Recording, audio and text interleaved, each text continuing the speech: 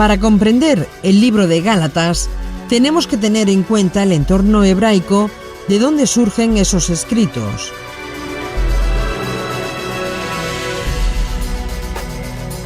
Y por lo tanto, es sumamente importante que cada vez que se estudia un libro de la Escritura, tengamos el mejor conocimiento posible, la máxima información posible acerca del autor y de las circunstancias en las cuales ese libro o rollo fue escrito. La teología cristiana rompió con el judaísmo que su mismo maestro y Mesías enseñaba. A lo largo de 19 siglos, la interpretación que le dieron al Jesús cristiano difiere de la realidad histórica que tenemos en todas las fuentes.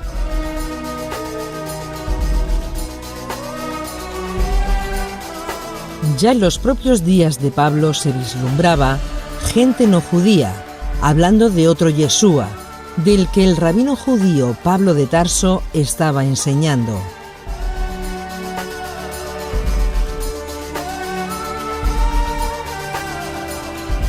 El Yeshua judío nunca rompió con el judaísmo, sino que echó abajo las ordenanzas rabínicas puestas alrededor de la ley de Moisés.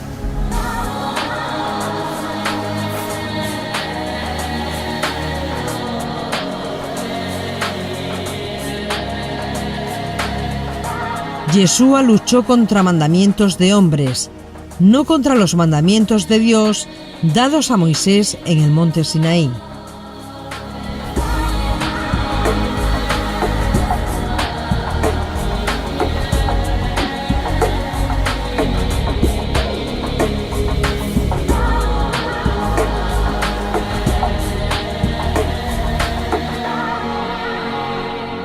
Las cartas de Pablo de Tarso, capítulo 3. Gálatas, la ley o la gracia. En Israel, la Corte de Justicia de la época creó multitud de mandamientos que ni ellos eran capaces de cumplir. Los diferentes grupos judíos discutían sobre la interpretación de la ley de Moisés. Estas disputas, entre ellos, trajeron tal cisma que en la época de Yeshua existían una multitud de grupos judíos, cada uno con una interpretación de la Torá diferente en algunos aspectos. Pasados los años, los grupos o casas de estudio que predominaron en los años de Yeshua principalmente fueron dos, Hillel y Shammai.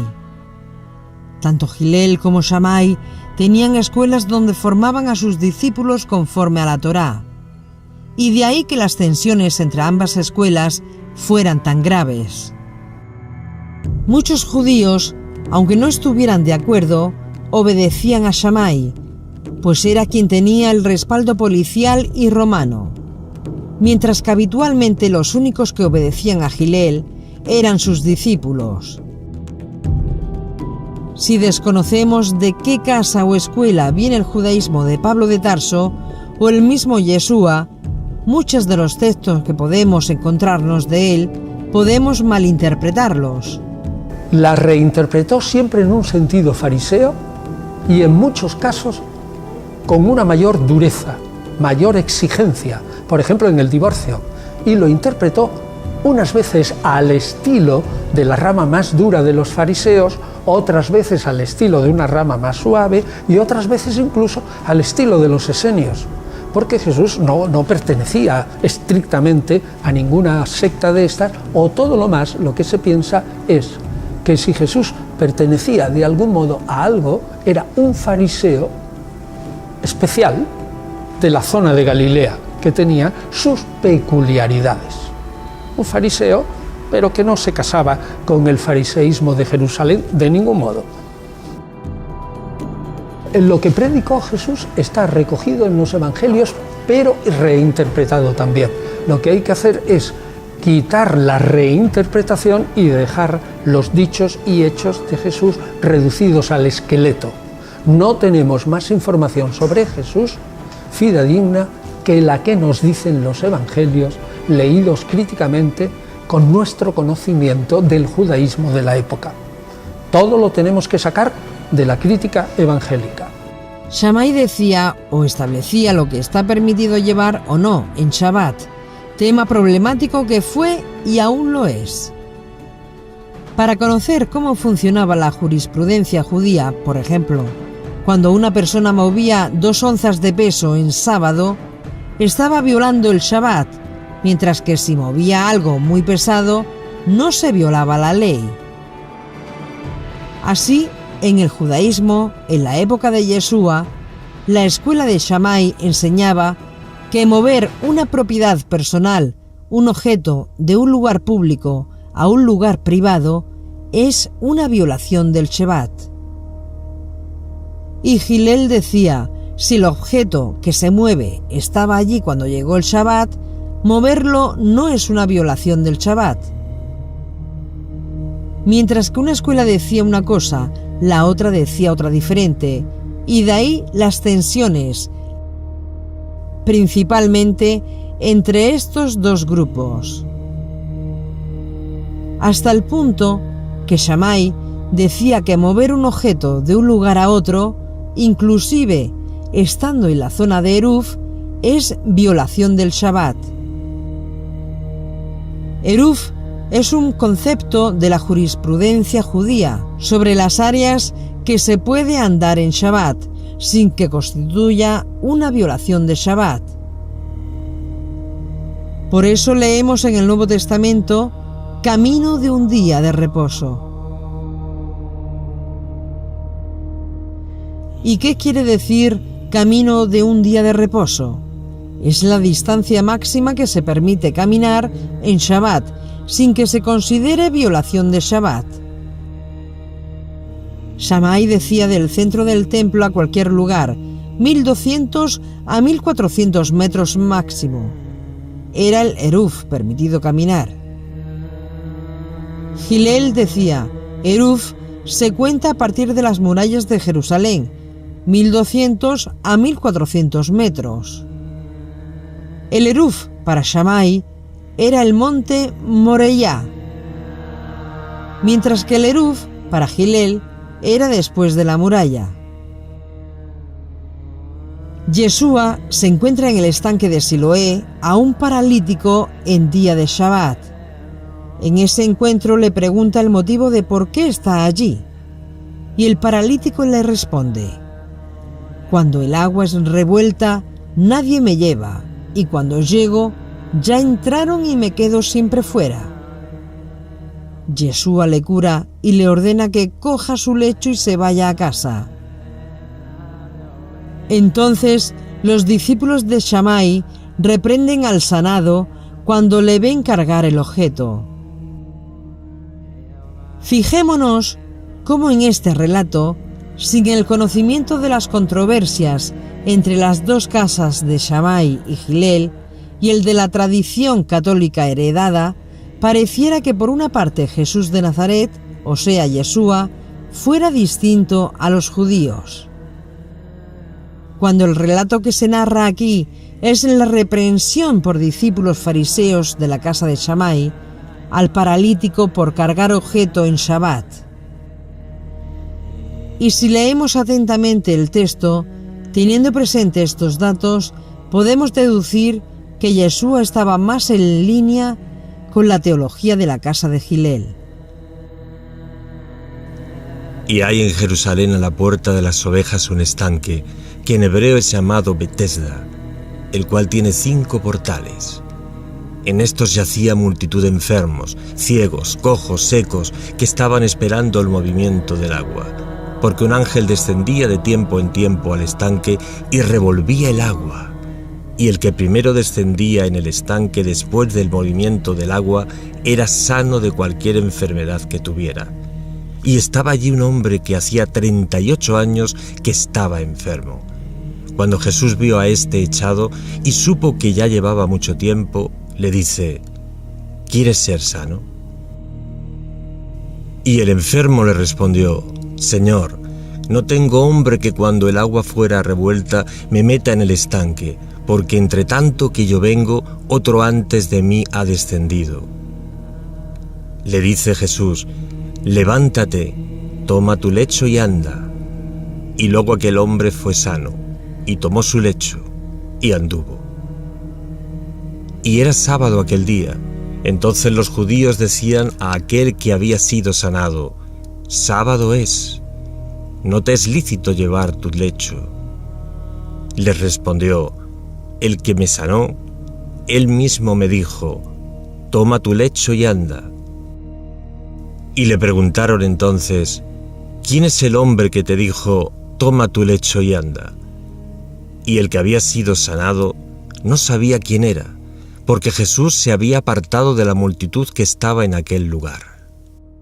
Juan 5, 2 al 13.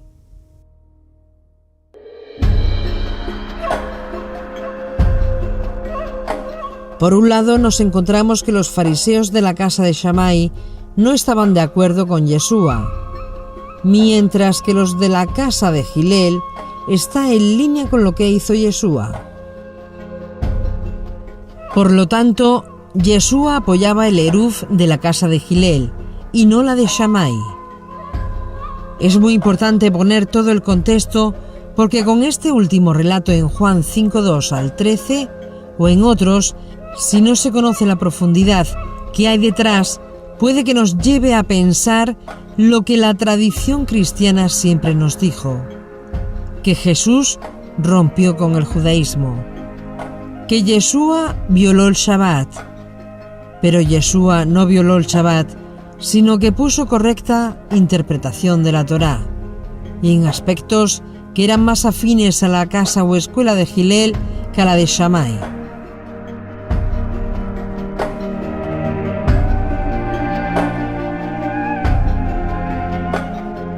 Yeshua estaba echando abajo las interpretaciones erróneas de Shammai.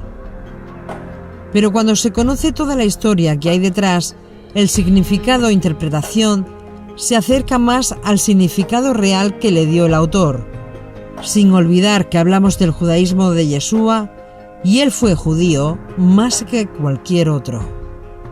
Y lo que se afirma ahora es que la imagen de Jesús, que a partir de tantos estudios debe defender sobre todo la Iglesia Católica, a partir de ahora es que sea más de acuerdo y más en consonancia con los estudios históricos que llevan más de 200 años y que presentan una imagen de Jesús diversa. Cuando Shammai era jefe del Sanedrín, existían 18 exigencias para cualquier gentil que quisiera hacerse judío. Después de pasar esas 18 pruebas, si pasaba, no se aseguraba su salvación. Este contexto viene del pensamiento abstracto que hacemos y que pudo tener Shammai, el que consideraba a su país invadido por paganos, adoradores de falsos dioses que construían templos paganos en la tierra de Israel. De este modo, podemos comprender la exigencia por parte de Shammai en esos 18 decretos que tenía que cumplir un converso al judaísmo.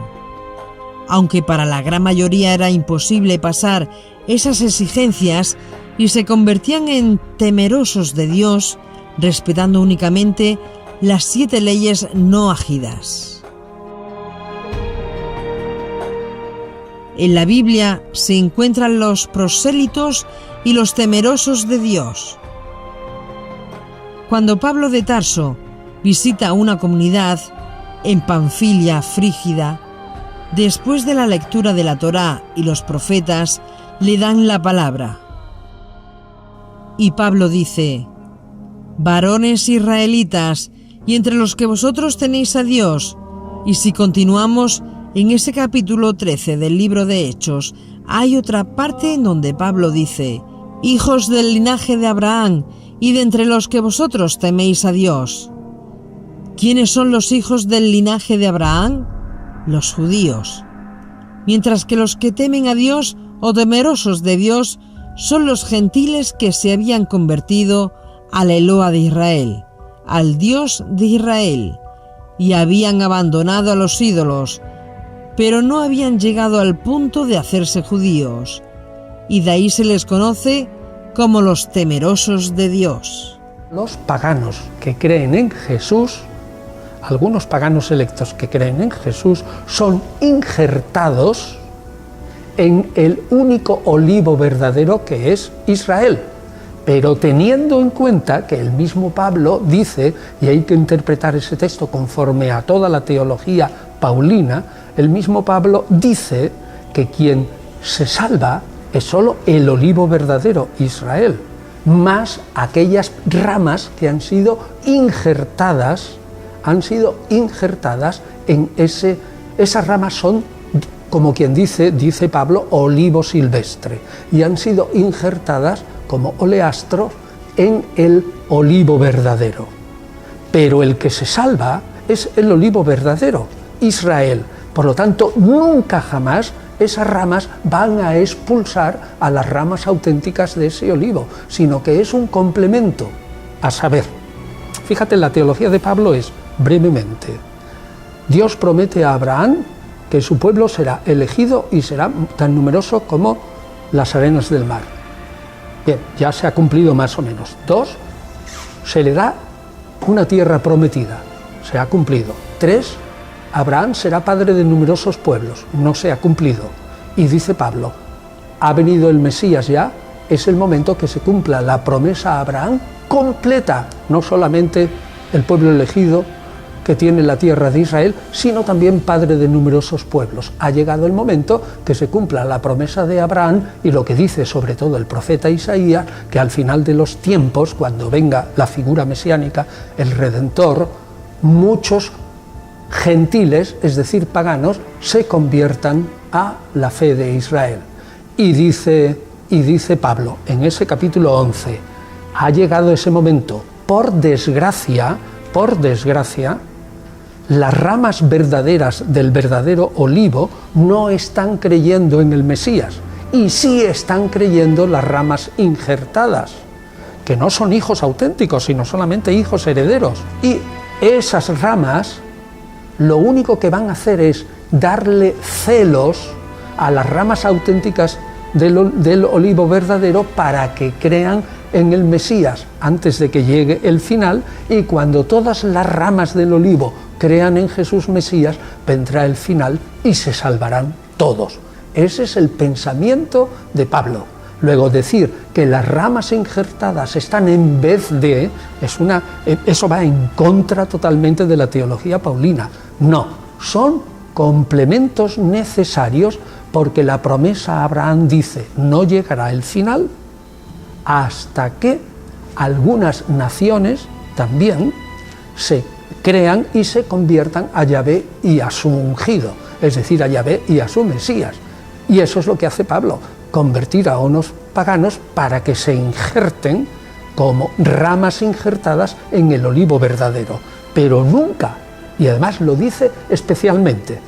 Fíjate, responde a la pregunta y dice, ¿y tú que eres una rama injertada, cómo vas a ser un orgulloso y un soberbio que vas a despreciar a las ramas auténticas? Las ramas auténticas ciertamente todavía no han creído al Mesías, pero eso es una cerrazón pasajera. Dios está permitiendo la cerrazón tuya para que tú vengas y creas en el Mesías, pero finalmente todo Israel creerá y todo Israel se salvará. Las 10 tribus perdidas son las ramas verdaderas, simplemente que vuelven, todavía no había llegado en el momento de Pablo, volverán traídas sobre alas de águila. Se pensaba que estaban más allá del Tigris y el Éufrates, y que estaban allí perdidas y que Dios las haría retornar de un modo milagroso a Israel. Pero Pablo da por supuesto que ese retorno milagroso hará que esas ramas perdidas, las 10 tribus perdidas, crean en el Mesías.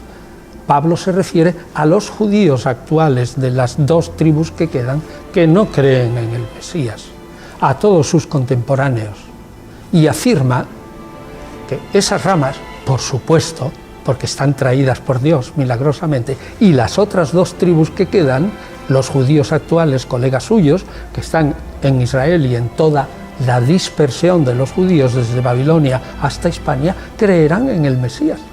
Y entonces se salvará el olivo completo, las 12 tribus, más los gentiles o paganos injertados con las ramas injertadas. Capítulo 10. En Hechos, nos encontramos con un militar romano conocido como temeroso de Dios. Y esa frase, temeroso de Elohim, significa que ya no era un pagano. Había dejado la idolatría y el paganismo sin llegar a hacerse judío. En caso de que una persona quisiera hacerse judío, según dictaba Shammai, pasaba las 18 pruebas y desde entonces se les llamaba prosélitos. Eran judíos prosélitos. En el libro de Hechos, capítulo 2, verso 10, dice: Romanos, aquí residentes tanto judíos como prosélitos. Por tanto, los prosélitos eran conversos al judaísmo provenientes de los gentiles. Muchos fueron los que se convirtieron y de ahí gran cantidad oyeron hablar de Yeshua, y muchos le siguieron como su Mesías. En el movimiento de Yeshua del primer siglo, había judíos de nacimiento y judíos prosélitos, o sea, gentiles, convertidos al judaísmo. Aunque eventualmente también, y muy en menor medida, existían temerosos de Dios, gentiles no convertidos al judaísmo, pero apegados al Dios de los judíos. Y estos datos son importantes de conocer, porque fueron estos prosélitos los que conocieron a Yeshua, después de haberse hecho judíos, los que confrontaron a Pablo y enseñaban en los lugares donde Pablo de Tarso iba en el hecho de aquellos gentiles que estaban haciendo la conversión al Dios de Israel, al Eloa de Israel, tomando como mérito la vida, muerte y resurrección de Yeshua el Mesías, tenían que hacerse judíos como ellos. En otras palabras, aquellos conversos paganos que después de la muerte de Yeshua habían creído en él, ahora, según los prosélitos, o sea, paganos convertidos al judaísmo y creyentes en Yeshua como el Mesías, decían que esos paganos tenían que convertirse al judaísmo pasando las 18 pruebas que ellos pasaron durante su conversión al judaísmo. Es decir, la discusión de Pablo que aparece en el libro de Hechos 15 no es Pablo discutiendo con los rabinos judíos, no es Pablo discutiendo con el judaísmo, es Pablo discutiendo con prosélitos que entendían que estos conversos que seguían a Pablo tenían que pasar los 18 requisitos impuestos a ellos para pasar a formar parte de la comunidad judía. Otro concepto importante es el concepto de ley en el judaísmo en aquella época. Porque Pablo en Gálatas va a hacer una serie de frases que son importantísimas conocer, y de no conocerlas se corre el riesgo de malinterpretar a Pablo de Tarso. En el judaísmo, la palabra ley tiene muchas acepciones dependiendo del contexto, y se puede determinar de qué se está hablando dependiendo del contexto de la frase. Ley es la traducción del griego nomos, y nomos, a su vez, es la traducción del hebreo Torá, y Torá en hebreo, a su vez, viene de una raíz que está relacionada con arco y flecha. Es decir, cómo enseñarle a una persona a tirar con arco y flecha para que la flecha dé en el blanco. Entonces, Torá significa enseñar a dar en el blanco. Torá es enseñanza, instrucción, para que en la vida se logre aquello que es la meta de Dios para los hombres. Por eso dice Pablo que no se piense en la ley como algo que te esclaviza, como algo que te lleva al legalismo, que te priva, que te roba, porque ese no es el concepto de ley en el judaísmo.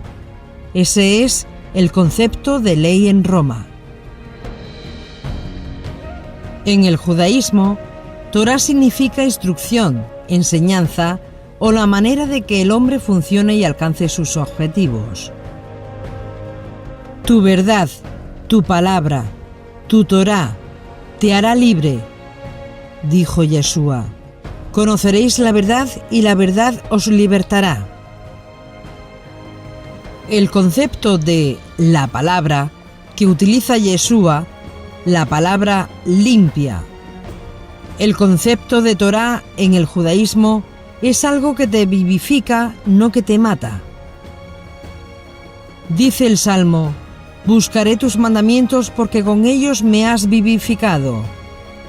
Y desde el punto de vista técnico, Torá son los 5 libros de Moisés, el Humash, que incluye Génesis, Bereshit en el comienzo, Éxodo, Shemot, nombres, Levítico, Vayikra y Llamó, Números, Bamidbar en el desierto, Deuteronomio, Devarim, palabras, cosas, leyes. El profeta Isaías comienza el rollo de los profetas, por eso se conoce como los dichos de Isaías. En el judaísmo, a un profeta se le puede decir Isaías. No necesariamente sea porque es del libro de Isaías, sino de la sección de los profetas que comienza con Isaías. Por eso, cuando en el libro de Marcos leemos como está dicho por el profeta Isaías, cuando realmente está mencionando a Malaquías. Y esta era una tradición del judaísmo. Pero, ¿por qué se hacía esto? Porque Malaquías está en la sección que Isaías abre en ese libro o rollo. El libro de los Salmos comienza con los escritos y por eso el libro de los Salmos se considera parte de la escritura. Por eso de Yeshua se dice: les abrió el entendimiento y les fue mostrando los libros de Moisés, de los profetas y de los Salmos, todo lo que de él decían. Cuando un rabino está hablando, puede que esté hablando de la Torá de Moshe, puede que esté hablando de los profetas, de los escritos, se refiere a todos, pero siempre hablando de la instrucción. En el judaísmo, las interpretaciones de los jueces de Israel, en la manera que ciertos textos bíblicos deben ser interpretados, se considera bajo la idea también de Torá. Para hacer la diferencia entre la interpretación de los rabinos y la escritura se habla en medios de Divrei Torá y Divrei Soferim, las palabras de la Torá, escritas por un lado, y las palabras de los escribas, que son interpretaciones de la Torá, por el otro lado. Muchas de estas interpretaciones de la Torá son extremadamente importantes y válidas. Y debido a su valor, el mismo judaísmo del Humash, Hashem dice: consulta con los jueces de tu generación, conforme ellos te digan, así es, y no se aparten de lo que a ellos digan, porque el que se apartare será echado de Israel. Y esto es muy importante en el judaísmo. Deuteronomio, capítulo 23, verso 3. No entrará amonita ni moabita en la congregación del Señor, de Adonai. En este punto nos preguntamos, ¿cómo entró Ruth en la congregación, en el pueblo de Israel, ya que ella era moabita? La respuesta no está en Divrei Torá, la escritura de la Torá. La respuesta está en Divrei Soferim, en interpretaciones de la Torá. ¿Pero por qué? Porque los jueces de Israel explicaron ese texto diciendo que donde dice moabita se refiere a los hombres, no a las mujeres. Las mujeres están exentas. Y fue por eso que Ruth pudo entrar. Y fijémonos, si esto es importante, que de la descendencia de Ruth viene Yeshua. Muchas de las interpretaciones de los jueces estuvieron equivocadas. Por eso el profeta Isaías dice: «Les restauraré sus jueces como al principio», porque hubo un punto en el que surgieron jueces que no estaban en línea con la Torá, y por lo tanto, sus decisiones no necesariamente eran válidas. Esas interpretaciones que han dado los jueces de Israel en cada generación, en el judaísmo también se conocen con el término general de Torá. Por eso, cuando se habla de Torá, hay que determinar qué Torá es. ¿Torá de la Escritura o Torá de la interpretación de las Escrituras? En el judaísmo, desde el tiempo de los hombres de la Gran Asamblea, se estableció en un principio que fue recogido en un tratado de la Misná, que es un documento judío del siglo II, que se llama Pirkei Avot, o Ética de los Padres. La primera Misná, la primera enseñanza de ética de los padres, Pirkei Avot 1.1, dice Moisés: Moisés dio la Torá en Sinaí y la pasó a Yahshua. Yahshua la pasó a los ancianos la pasaron a los profetas la pasaron a los hombres de la Gran Asamblea, y los hombres de la Gran Asamblea establecieron 3 principios. Número 1, ten tantos discípulos como puedas.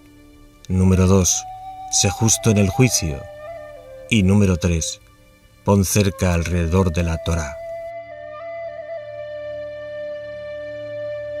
Una cerca alrededor de la Torá es un mandamiento por medio de una ordenanza judicial por un juez de Israel y tiene la intención de elevar la espiritualidad del pueblo o de proteger a un judío que viole un mandamiento escrito en la Torá. Proteger la Torá de que sea violada. Por ejemplo, la Torá dice que uno no debe comer nada sacrificado a los ídolos. Según la Torá, existen ciertos animales o plantas que Dios lo hizo, pero no para que los judíos se alimentaran de ellos. En la época de Shammai y Hillel, cuando Roma invade Judea con el contexto de paganos, viviendo por todos lados templos paganos e idolatría, se estableció un decreto en forma de cerco alrededor de la Torá. Nunca entrar en casa de un gentil, ni comer con él. Y esto no es Torá, es un cerco alrededor de la Torá. Se estableció porque si un judío entraba en casa de un pagano, lo más normal es que entrara en un lugar de adoración de ídolos, con estatuas de los dioses del paganismo, con pequeños altares dentro de las casas. Y para evitar que le vieran y dieran a pensar a otro judío que el judío estaba adorando ídolos, se cuidaba de entrar en casa de un pagano. También para aquella época era corriente que los paganos sacrificaran el animal que iban a comer, ofreciéndolo a sus ídolos. Y la razón más importante para el judío es que aquella comida contuviera cosas que no estaban permitidas comer a un hijo de Israel. Entonces, para evitar que un judío viole el mandamiento de la Torá, se establecían cercos alrededor de ese mandamiento. Nunca entres y comas con un gentil. Y esto no es Torá escrita, es Torá interpretada.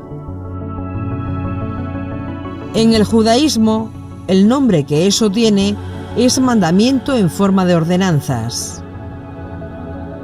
En la época de Yeshua el Mesías y de Pablo de Tarso, había no menos de 3.000 cercos de protección alrededor de la Torá.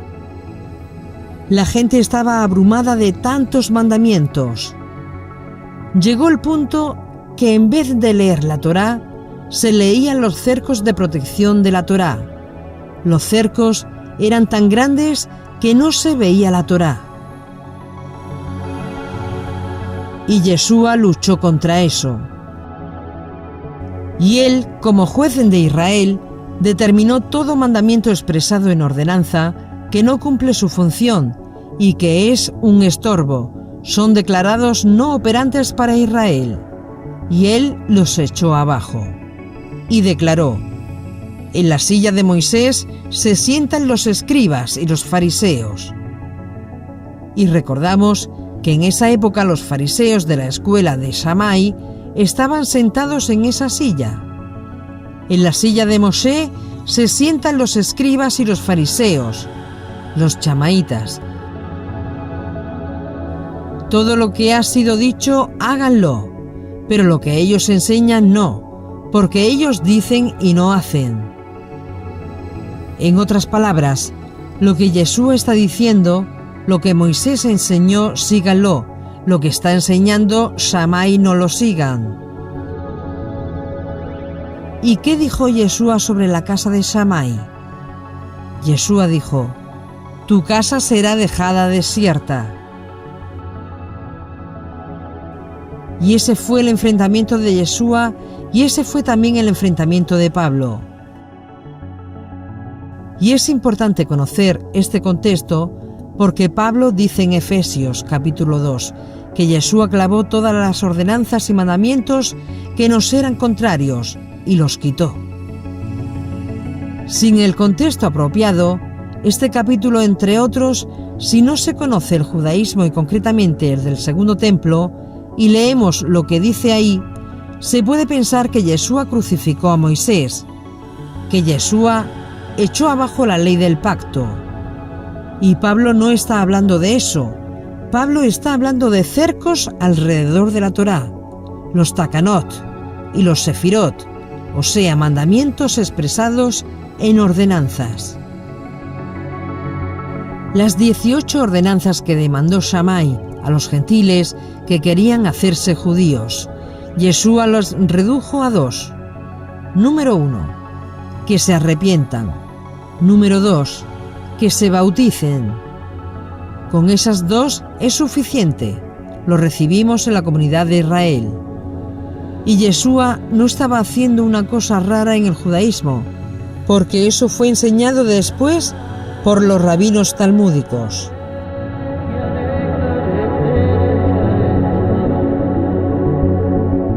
Si leemos la Guemará del Talmud, dice: 613 mandamientos fueron dados a los hijos de Israel. Vino el rey David y dijo: estos son muchos mandamientos para Israel, y los redujo a 11. Incluso podemos ver esto en un salmo. ¿Quién morará en tu monte santo? El que anda en integridad y hace justicia. Habla verdad en su corazón. El que no calumnia con su lengua ni hace maldad al prójimo, ni admite reproche de su vecino. El que desprecia al que Dios reprueba y honra a los fieles del Señor. El que no retracta lo que juró aún en daño propio, el que no presta dinero a usura ni acepta soborno contra el inocente. El que hace estas 11 cosas, dice, no resbalará jamás. Salmos 15.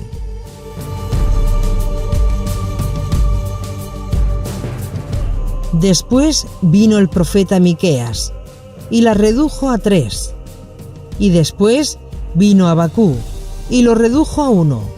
El justo por la fe vivirá. No hablará por la fe, sino vivirá por la fe. Y Yeshua redujo a 2 requisitos para los gentiles: que se arrepientan y que hagan mikvé, que bajen a las aguas y que sean recibidos en la comunidad. Pero Shammai exigía 18 requisitos para que un converso pudiera hacerse judío.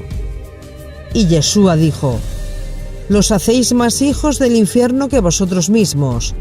Ay de vosotros, escribas y fariseos hipócritas, porque rodeáis el mar y tierra por hacer un prosélito, y después que lográis uno, lo hacéis más hijo del infierno que vosotros. Ay de vosotros, escribas y fariseos. Y aquí está hablando contra Shammai, no contra Gilel. Continúa: que ni entráis ni dejáis entrar a los que quieren. Yeshua criticaba los 18 requisitos que la casa de Shammai imponía a los conversos del judaísmo. Cuando se analiza todo el capítulo 23 y toda la interpretación que él mismo, Yeshua, hace ahí, de la ofrenda, del templo, de las viudas, todo eso tenía que ver con la casa de Shammai. La casa o escuela de Gilel nunca enseñó tales cosas. Hasta el punto que Yeshua dice: tu casa será dejada desierta. Y en efecto, después de la muerte y resurrección de Yeshua, y cuando cayó el segundo templo en el año 70 y se reconstruye el Sanedrín de Israel en Yafné, a la cabeza de Yohanan ben Zakkai se discutía qué halajá iban a seguir, si la de Shammai o la de Gilel. Dicen que se oyó una voz que decía: la halajá de Shammai nunca será Misná en Israel. Y desde entonces la halajá de Gilel se estudia en el judaísmo. Cuando Pablo especialmente escribe las cartas a los Gálatas y habla ahí de la ley, hay que tener mucho cuidado de cómo se interpretan esas palabras. La tendencia actual de la historiografía, de la interpretación paulina, es pensar que Pablo, cuando él murió y se empezaron a editar sus cartas y se perdió la memoria de lo que él había predicado oralmente y quedaron solo sus cartas y tampoco quedaron las cartas que le habían escrito a él de sus comunidades y además sus cartas manipuladas, quiero decir, editadas formando un escrito completo, reduciendo unas 13 cartas que conservamos de Pablo, y lo sabemos por el estudio de las cartas cómo quedan, lo reducen a 7. Pues bien, la interpretación de Pablo por parte de esa escuela que surge con potencia 30 o 40 años después de su muerte, interpreta a Pablo de una manera no totalmente correcta. Interpretan erróneamente la doctrina de Pablo sobre la ley de Moisés. Han interpretado a Pablo erróneamente en el sentido de que, según los discípulos de Pablo, toda la ley de Moisés, desde que vino el Mesías, ya no vale para salvarse. Y ese no es el pensamiento de Pablo. El pensamiento de Pablo es mucho más fino.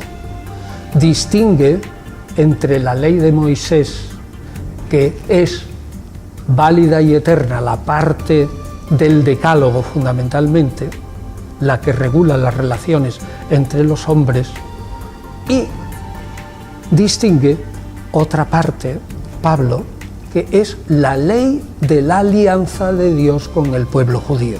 Y lo que dice el Pablo auténtico es: los judíos que se conviertan a Jesús Mesías tienen que seguir cumpliendo la ley de Moisés completa, pero los paganos que se conviertan a Jesús Mesías, como siguen siendo paganos, no se transforman y ni deben transformarse en judíos, porque si no, Abraham no sería padre de numerosos pueblos.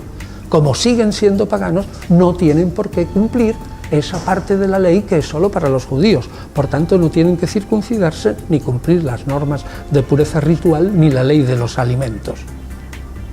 Pero nunca Pablo dijo que los judíos, una vez que creyeran en Cristo, estaban libres de la ley. Todo lo contrario, tenían que seguir siendo judíos. Y cualquier judío que se convirtiera a la fe en Jesús tenía que seguir siendo judío y cumpliendo la ley entera. Y cualquier pagano que se convirtiera a Jesús seguía siendo pagano y por lo tanto solo cumplía la ley esencial, válida y eterna, que es el decálogo. Pues bien, después los discípulos de Pablo se olvidaron totalmente de esa distinción que hace Pablo y dicen, tanto desde la venida del Mesías, tanto los judíos que creen en Jesús como los paganos que creen en Jesús no tienen que cumplir la ley de Moisés más que el decálogo.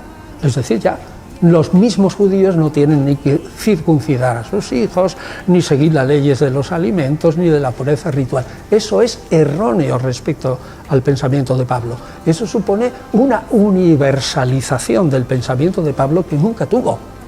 Decirle a los judíos que por creer en Mesías ya pueden dejar de ser judíos es absurdo para el Pablo auténtico.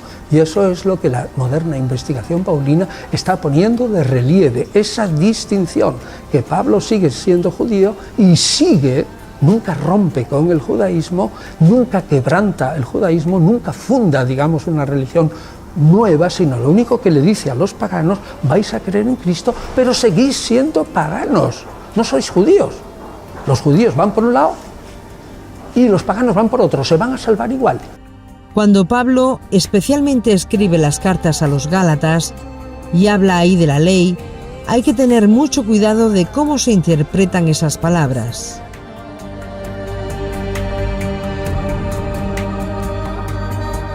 Principalmente porque hay 3 conceptos que necesitamos entender. 2 son negativos y 1 es positivo. Número 1. Obras de la ley. Número 2. Bajo la ley. Número 3. Hacedores de la ley. Romanos capítulo 2, verso 13.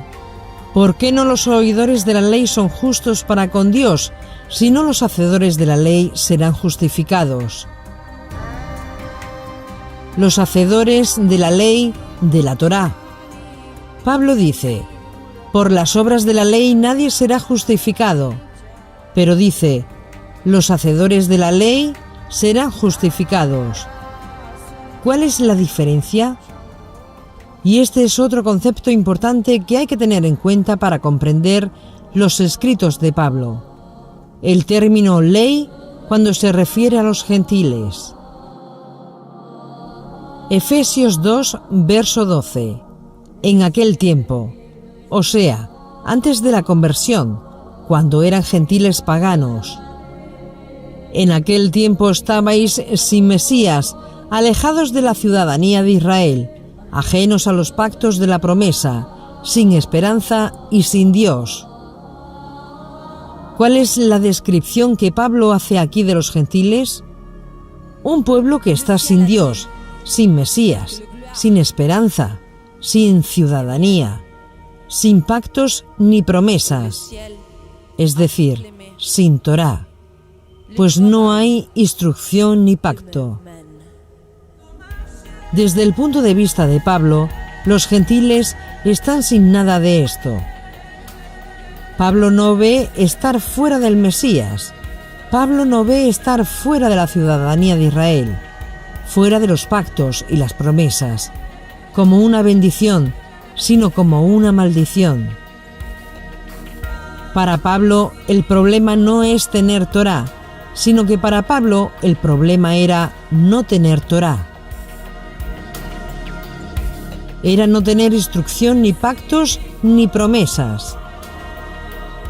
En el judaísmo del Segundo Templo, cuando se habla de ley en relación con los gentiles, la ley de que se habla son las leyes noágicas, establecida por los rabinos como los requisitos mínimos que deben seguir los temerosos de Dios.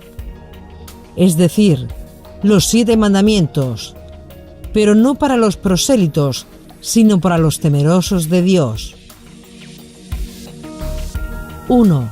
No idolatría. 2. No blasfemar el nombre. 3. No asesinato. 4. No inmoralidad sexual. 5. 6. No comer sangre de animales. 7. Establecer cortes de justicia. Estos son los 7 mandamientos que establecieron los rabinos para los gentiles, temerosos de Dios. Entonces, cuando se habla de ley en relación con los gentiles, Pablo está hablando de ley noágica, de las 7 leyes de Noé. No está hablando de los mandamientos de Moisés, de los 613 mandamientos para los israelitas. Y esto es importante, a la hora de leer una carta de Pablo de Tarso dirigida a los gentiles, porque no se puede aplicar de la misma manera que cuando se lee una carta escrita por Pablo a los judíos. No es lo mismo la carta a los hebreos que la carta a los gálatas. Otra cosa importante que hay que tener en cuenta en los escritos de Pablo, especialmente en Gálatas, es el hecho del llamamiento de Pablo. Gálatas capítulo 1, verso 15 al 16. Mas cuando quiso Dios, que me apartó desde el vientre de mi madre y me llamó por su gracia, revelar a su Hijo en mí, para que le predicara entre los gentiles. Pablo no tuvo nunca en su mente ser un emisario para predicar a los gentiles. Esa no fue nunca su idea. El propósito de Pablo, cuando se hizo rabino, fue trabajar con la comunidad judía, fue vivir con su pueblo Israel. Esa era su pasión. Y todo aquello que fuera una amenaza para Israel, él lo veía como un desafío y como un serio problema. Pablo no concebía de un Mesías sufriente un Mesías que sufriese y muriese. Para él, como para muchos otros judíos, el Mesías debía ser un Mesías invicto. El profeta, el sumo sacerdote y el rey davídico son todos hombres. Y el resultante de la mezcla de los tres es un hombre. Ese hombre es divino, diríamos. Es divino, entre comillas, porque es un hijo de Dios especialísimo. Un hijo de Dios especial. Es decir, usted y yo somos hijos de Dios, pero normales. Ellos son hijos de Dios especiales. Y segundo, hay una corriente en la época anterior a Jesús que atribuye al Mesías poderes especialísimos porque es de una fuerza divina, que se mete dentro de él, como es la sabiduría o la palabra de Dios. Y entonces esa fuerza divina hace que ese personaje, cuando muera de muerte natural, el Mesías, el único y el verdadero, como opinan luego los cristianos de su Jesús, pasan a estar sentados a la derecha de Dios en un trono pequeñito. En ese sentido puede decirse que esa idea de la sabiduría, de la palabra, de el que va a hacer la redención del ser humano del pecado, el que va a arreglar la mala situación del mundo presente, el que va a restaurar el reino de Israel, y todo eso existe en la divinidad, se encarna esa idea en una persona y luego esa persona es exaltada a los cielos después de su muerte y se sienta en el trono de Dios. Y sobre qué Mesías debía venir era tema de discusión entre los diferentes grupos de judaísmo de la época. El mesianismo, tal como lo entendemos hoy, se forma desde el periodo de la época macabea estrictamente hasta la época de Jesús. Antes hay corrientes y hay esperanzas mesiánicas, pero la figura del Mesías como tal es realmente reciente dentro del pensamiento judío. Repito, se forma como 150 años antes de Jesús aproximadamente. Antes hay ungidos, que puede ser el rey, el sumo sacerdote o el profeta. Pero ese Mesías, que es el rey victorioso, el profeta que enseña la ley, el sumo que predice el futuro, y el sumo sacerdote que enseña la ley, todo eso junto en la forma del Mesías es muy tardío en el judaísmo. En el Antiguo Testamento aparece 39 veces la palabra Mesías, pero ninguna con el sentido que tenemos nosotros hoy. El sentido que tenemos nosotros hoy, insisto, es de unos 100 años, pongamos, antes de Jesús, y se va formando con la confluencia en una sola figura del descendiente de David, rey guerrero, del profeta que encarna en sí la recepción de la palabra divina, y además el sumo sacerdote, que es el experto en la ley y el que enseña la ley en el templo se lo enseña a los sacerdotes y de los sacerdotes pasa al pueblo. Pues ve, esa unión en la figura del Mesías de tres figuras anteriores se produce en la época que va desde los macabeos en adelante. Antes no existe esa unión.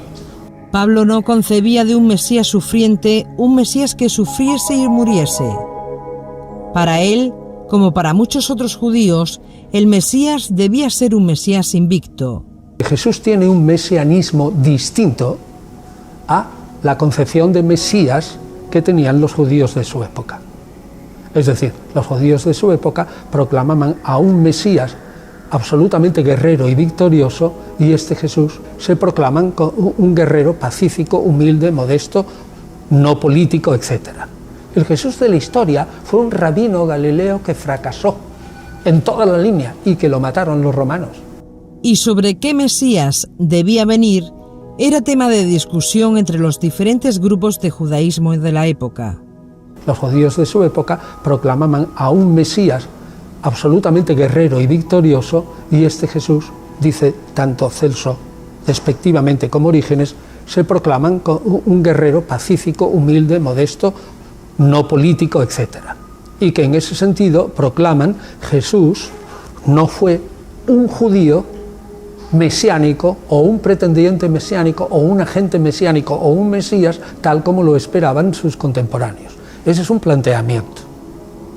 Ahora bien, frente a ese planteamiento, la ciencia de hoy dice: los evangelios nos dan suficientes detalles dentro de los evangelios mismos, es decir, los autores evangélicos, aunque presentan y hacen propaganda de su imagen de Jesús, son tan respetuosos con la tradición que incorporan relatos y pequeños detalles a sus narraciones, de tal modo que nosotros podemos deducir más cosas incluso de lo que pensaban los propios evangelistas. Pues bien, nosotros tenemos en unos 20 a 30 indicios en los evangelios que Jesús era mucho más parecido a un Mesías tradicional que lo que luego se ha dicho en la interpretación tanto protestante como católica como ortodoxa a lo largo de 19 siglos. Es decir, que el Jesús manso, humilde de corazón, pacífico, Mesías apolítico, no guerrero, enemigo de la violencia, que es la tradición interpretativa de los evangelios, hoy día es cuestionada por la ciencia filológica y la ciencia histórica, porque los mismos evangelios te dan un montón de detalles, y digo un montón, entre 20 y 30, que nos pintan a un Jesús mucho más nacionalista, mucho más judío, mucho más implicado en la política de su tiempo, que tenía amigos entre sus discípulos que eran gente muy antirromana, que el mismo Jesús, y esto dice la interpretación actual, no dijo de ningún modo que había que pagar al César, sino todo lo contrario, que Jesús fue y tuvo un temperamento antirromano, y que Jesús proclamó un reino de Dios tan profundamente judío en la tierra de Israel, que en ese reino no cabía ni Tiberio, ni Poncio Pilato, ni Anás, ni Caifás, ni los comerciantes griegos y romanos, y que por lo tanto Jesús, al proclamar la venida de ese reino que no cabía el imperio romano dentro de él, era para los romanos un sedicioso político, tuviera más armas o menos. Lo que sí es seguro que Jesús tenía un grupo de gente que le seguía, y que entre ese grupo había 12 que representaban idealmente al Israel del futuro, de las 12 tribus restaurado totalmente, y que ese grupo era en algunos momentos violento y que en algún momento iba armado, como se nota claramente en el enfrentamiento que hay en el huerto de Getsemaní cuando prenden a Jesús. Ahí hay una pelea y a Jesús van por él, dice el Evangelio de Juan, unos 500 hombres, y nadie va con 500 hombres armado, digamos, con espadas y con porras y con grandes varas y estacas, si ese individuo es manso, humilde, pacífico y todo es una cosa así. Vamos, eso es bien claro. Pablo no concebía de un Mesías sufriente, un Mesías que sufriese y muriese. Y estaban un grupo de judíos allí hablando de un Mesías sufriente, que para Pablo de Tarso era una vergüenza.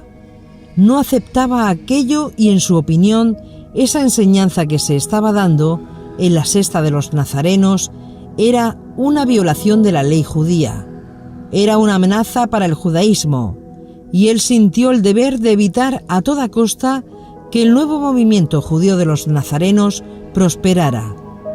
Lo vio como una herejía, una apostasía, una desviación de la esperanza mesiánica.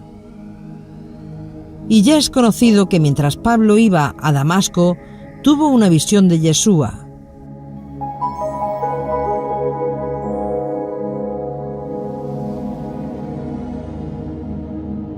Y eso cambió totalmente su punto de vista sobre el Mesías, de un día para otro, de forma radical. Cuando él ya está dentro de la sexta de los nazarenos, le es revelado que está destinado a irse fuera de Judea y predicar a los gentiles. Eso de los perdidos le correspondía a Pedro, a Santiago y a Juan, tal como aparece en la epístola a los Gálatas. Dios me ha revelado a mí, y vosotros lo sabéis, que vosotros os dedicaréis a predicar a los judíos, y yo predicaré solo a los gentiles. Pablo se desocupa, en líneas generales, hombre, también trata con los judíos. Para Pablo era lo peor que le podrían haber dicho. Tuvo que privarse de su sueño, y cuando escribe a los filipenses, habla de eso. Dice: «Cuántas cosas para mí representaron ganancia, las tuve como pérdida por amor a mi Mesías». Él tuvo que olvidar su sueño por el judaísmo, ponerlo en un segundo plano, para obedecer el mandamiento del Mesías dado por Dios, el Padre. Si armamos correctamente todas estas piezas, la teología de Pablo parece cobrar otra vida que antes permanecía oculta si venimos de una tradición interpretativa de los padres de la Iglesia Católica. Pablo va a usar todas esas expresiones. Romanos capítulo 2, versos 26 y 27. De manera que, si el incircunciso, refiriéndose a los gentiles, si el incircunciso guardare las ordenanzas de la ley, pero nos preguntamos, ¿qué ordenanzas de la ley son esas si un incircunciso no tiene ley? Si ya Pablo ha dicho, acordaos que en otro tiempo vosotros los gentiles, cuando estabais fuera, no teníais ni pacto, ni promesa, ni ley. Seguimos leyendo. ¿No será tenido su incircuncisión por circuncisión? Y el que físicamente es incircunciso, pero guarda perfectamente la ley. Pero, ¿de qué ley habla aquí? Si el gentil no tiene ley. Habla de la ley de Noaj, habla de los 7 mandamientos establecidos como ordenanzas para los temerosos de Dios. En otras palabras, si un temeroso de Dios, un gentil temeroso de Dios, que ha abandonado los ídolos y se sujeta a los 7 principios de Noé y los guarda perfectamente, y por otro lado, un judío que tiene más mandamientos que cumplir, más posibilidad de servir a Dios, no los guarda todos, delante de Elohim, delante de Dios, el temeroso de Dios es el mejor. Porque no son los oidores de la ley, sino los hacedores los que serán justificados. Cada uno los que les corresponda cumplir. Y esto tiene que ver mucho con Gálatas, porque Pablo, en esas cartas, usa la figura del ayo. Gálatas 3:24. La ley era nuestro ayo. ¿Pero qué ley? Si los gentiles no tuvieron ley, Pablo habla aquí de la ley de los 7 mandamientos noágicas. Pablo está diciendo que los 7 mandamientos noágicos estaban antes de la venida del Mesías, pero ahora, venido el Mesías, tenéis acceso a todos los pactos y promesas, coherederos y miembros de la familia de Dios. Así que nadie os engañe con fiestas o luna nueva. Y dice Pablo, que nadie os critique. Pero, ¿por qué? Porque estaban los prosélitos que decían que ninguno de ellos podía celebrar las fiestas de Hashem, las fiestas de Elohim, las fiestas de Dios, por no hacerse judíos como ellos lo hicieron. Los prosélitos veían como los gentiles estaban disfrutando de todo esto, y Pablo decía, no se dejen criticar por nadie por todo eso, porque con todo eso vosotros estáis santificando a Yeshua, el Mesías, porque todo esto es sombra de Yeshua, el Mesías. Por ese motivo, sin el conocimiento de estos debates internos que se producían y la herencia cultural católica recibida, tendemos a interpretar que Pablo está prohibiendo, cuando lo que Pablo está hablando es a un grupo gentil y lo que ahora tenían derecho. Pablo les dijo, ya no sois extranjeros ni advenedizos, sino conciudadanos de los santos y miembros de la familia de Dios. No podemos confundir términos técnicos que en el judaísmo son muy precisos y específicos, porque en el momento que se ignoran estos conceptos, corremos el riesgo de torcer las palabras de Pablo y llegar a conclusiones y doctrinas que nada tuvieron que ver con el judaísmo de Pablo, ni del resto de apóstoles, ni del propio Yeshua. Volviendo a las tres frases, bajo la ley, obras de la ley y obediencia a la ley. No podemos confundir bajo la ley y obras de la ley con obediencia a la ley.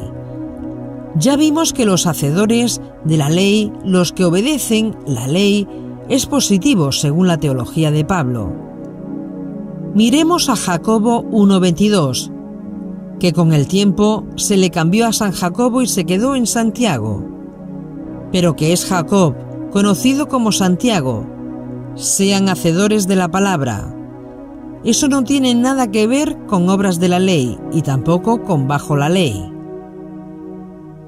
Desde el punto de vista de Pablo, cuando él habla de bajo la ley, está hablando de un sistema asfixiante que había sido establecido por medio de ordenanzas rabínicas en Israel, bajo la escuela de Shammai.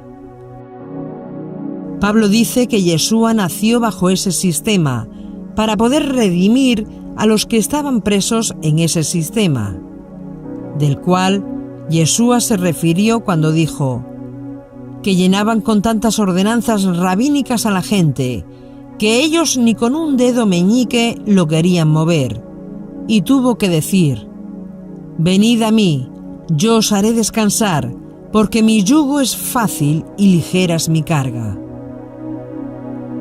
El yugo difícil lo estableció en la casa de Shammai, que era quien se sentaba en la silla de Moshe.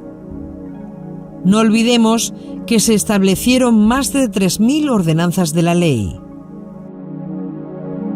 Cuando Pablo habla en Romanos 7, diciendo que ahora está en esclavitud, no quiero y esto hago.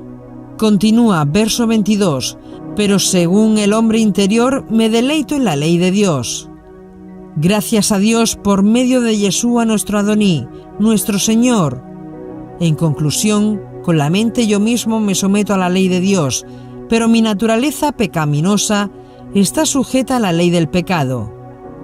Aquí Pablo se refiere a sí mismo, guardando la ley de Dios, la ley de la Torá de Moisés. Pero hay otra ley que no es Torá necesariamente.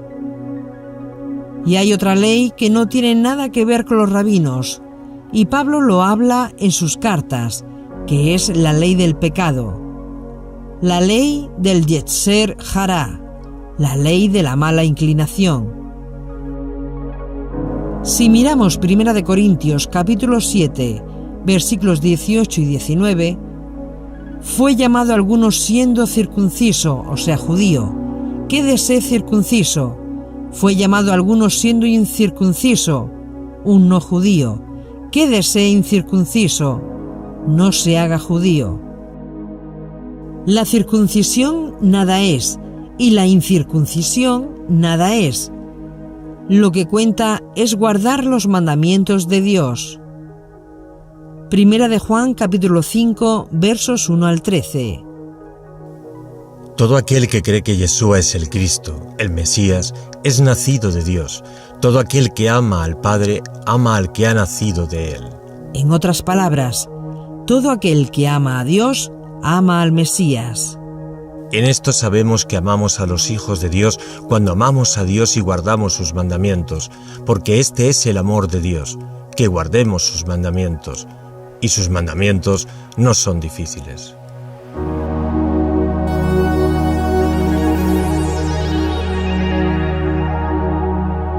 Aquí se ve claramente la idea del autor, que los mandamientos, la ley de Dios, no son gravosos. No como los mandamientos de Shammai, que eran mandamientos de los hombres. Y dice el apóstol: en esto tendremos la marca de que seremos buenos discípulos, que guardemos sus mandamientos. Si miramos en la Biblia hebrea, en Proverbios 28, verso 9, tenemos la opinión de Hashem sobre esto. El que aparta su oído para no oír la ley, su oración también es abominable. ¿Y qué dice Pablo cuando escribe a Timoteo? Conocedor previamente de esto, que la ley es buena si uno la usa legítimamente. El problema no está en la Torá, el problema viene en cómo usamos la Torá. La Torá es espiritual, el problema es que el hombre es carnal y por lo tanto no guardamos compatibilidad con la Torá, porque ella es espiritual y el hombre carnal. Para que el hombre tenga compatibilidad con la Torá, el hombre debe experimentar algo en su vida que le devuelva su espiritualidad. Yeshua vino a quitar lo que roba la espiritualidad, la ley del pecado, el Yeser Hará, para acercar la Torá, porque existe un concepto básico: si quitas la Torá te quedas sin Mesías y sin esperanza. Salmo 119, verso 1 y 2. Bienaventurados son los de camino perfecto, los que andan en la ley de Yohei Bajei. Bienvenidos son los que guardan sus testimonios y con todo el corazón lo buscan. Verso 9. ¿Cómo puede el joven guardar puro su camino? Guardando tu palabra, tu Torá. El verdadero problema en Nínive era que no sabían dónde tenían la mano derecha de la izquierda, no tenían instrucción. Y si continuamos leyendo el Salmo 119, continúa alabando a la palabra. Y este judaísmo era el que practicaba Yeshua y los apóstoles, incluido Pablo de Tarso, que cuando escribe a los creyentes en Efeso, dice: orando en todo tiempo para que sean alumbrados vuestros ojos y vuestro entendimiento, para que sepáis cuál es la herencia. La Torá, la palabra, es la herencia. Más adelante, en el Salmos verso 118, hollaste a todos los que se desviaron de tus estatutos porque su astucia es falsedad.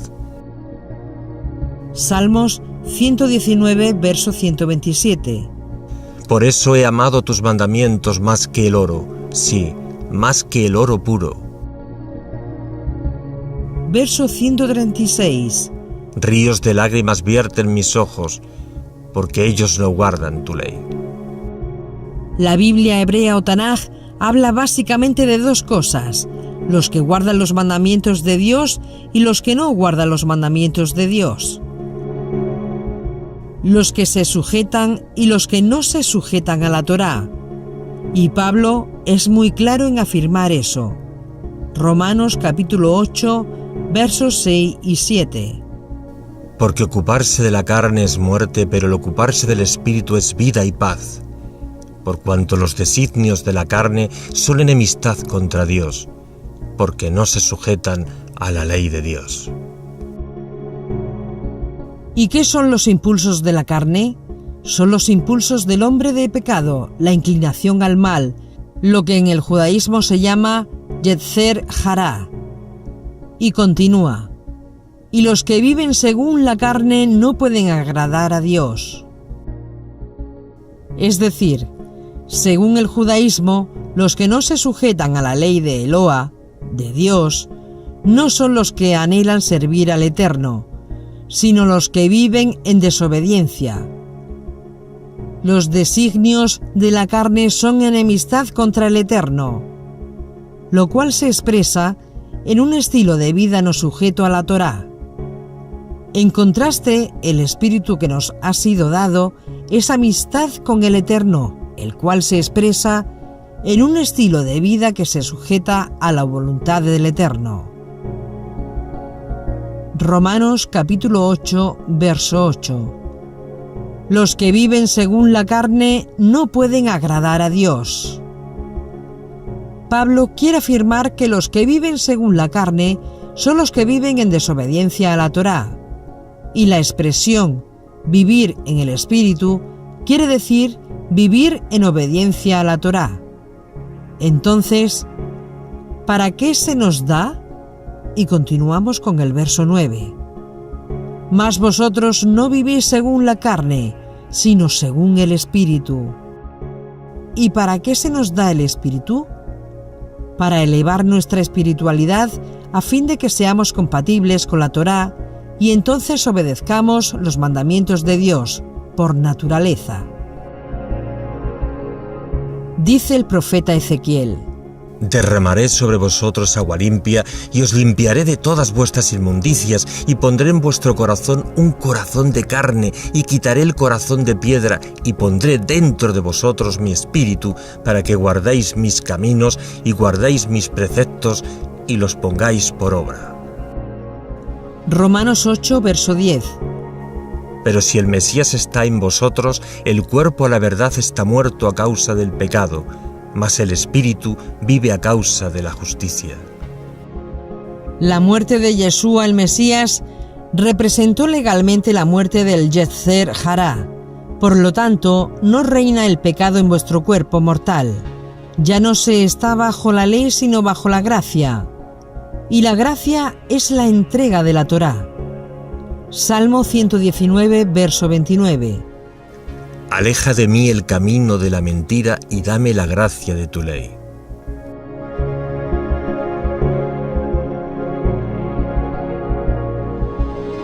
El Mesías vino, entre otras cosas, para romper el yugo del poder de la ley del pecado, no la ley de Moisés.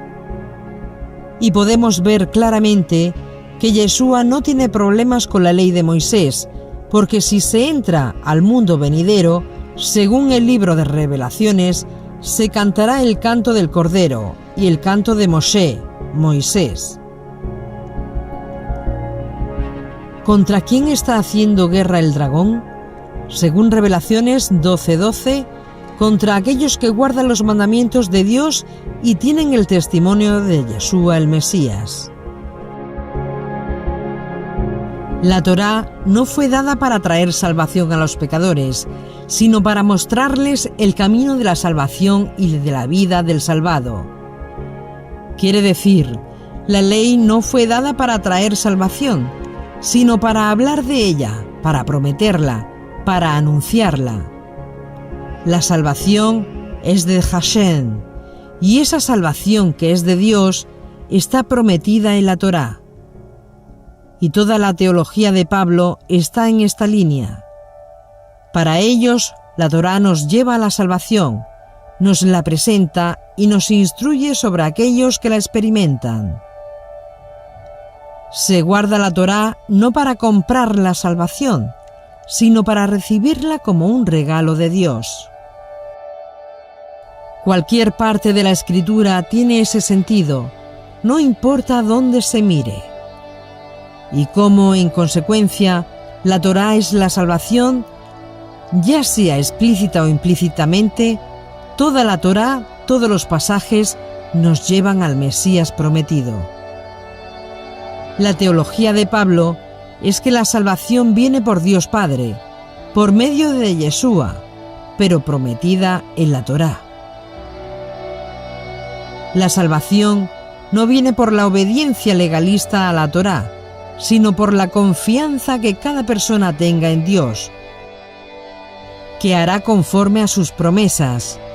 Cuando alguien se arrepienta de sus transgresiones, se esconde en su gracia, según lo ha prometido a él, en su Torá, en su palabra dada a través de los profetas. Por eso, el Nuevo Testamento habla de la fe de Yeshua, la fe del Mesías, y estas preposiciones son importantes, porque una cosa es fe en el Mesías y otra cosa es la fe del Mesías. Pablo dice en Gálatas 2, verso 16, sabiendo que el hombre no es justificado por las obras de la ley, que no tiene nada que ver con obediencia a la ley, que es otra cosa distinta.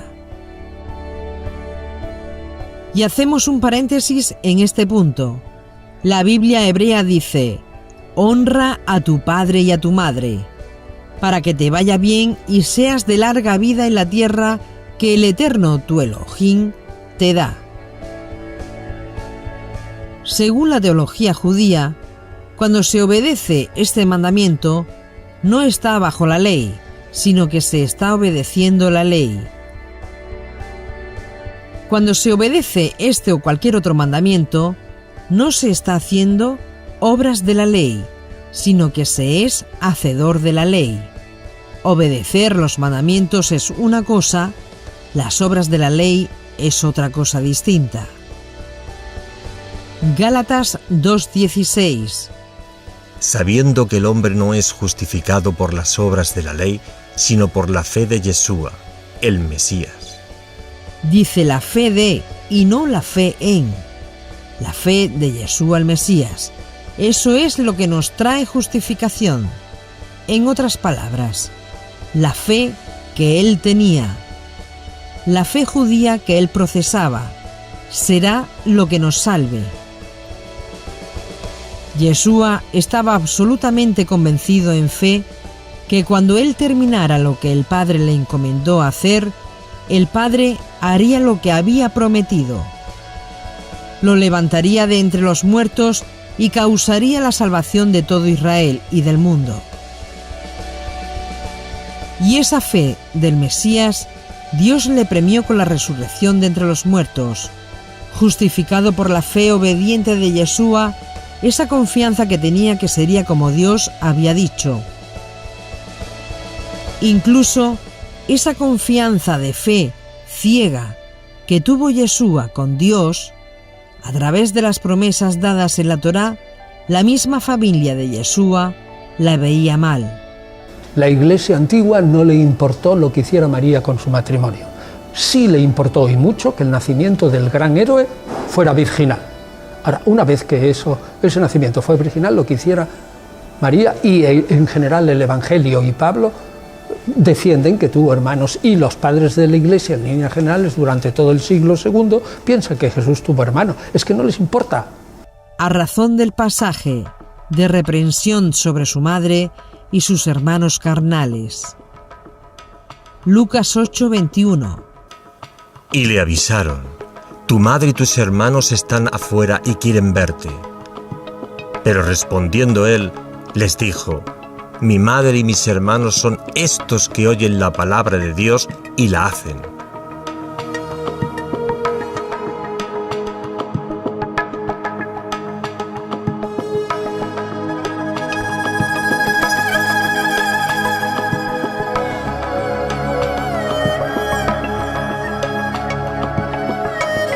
De esto es deducible que su madre y sus hermanos de sangre no oían y ponían en práctica su palabra. ¿Cómo deja este pasaje a la madre de Yeshua, que según la teología de la Iglesia cristiana es santa, pura, perfecta y sin mancha? Debido a la realidad del Yeser Hará, debido a la realidad del hombre de pecado que está en nuestra naturaleza, nos es imposible justificarnos por medio de la observancia de la ley, porque esto no fue el propósito de la ley. Imponer la observancia de la ley como medio de salvación se transforma ahí mismo en obra de la ley y nos coloca bajo la ley en la que no hay justificación.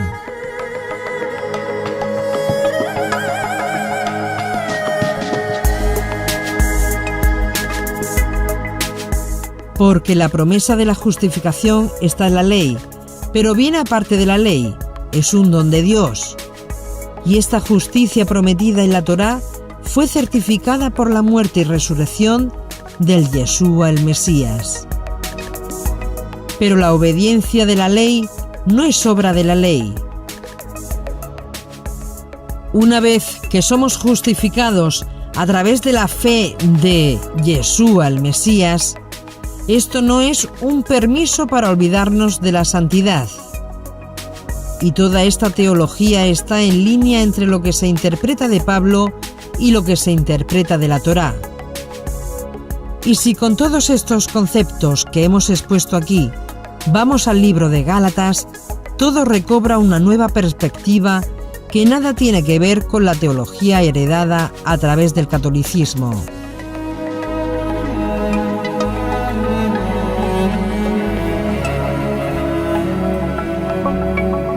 Las cartas de Pablo no van a presentar en lo más mínimo una acusación sobre el judaísmo, o una ruptura con el judaísmo, o una discontinuidad con la Torá, sino todo lo contrario. La va a colocar en su perspectiva apropiada, para que los creyentes judíos y no judíos, creyentes en Yeshua como el Mesías, alcancen la meta prometida.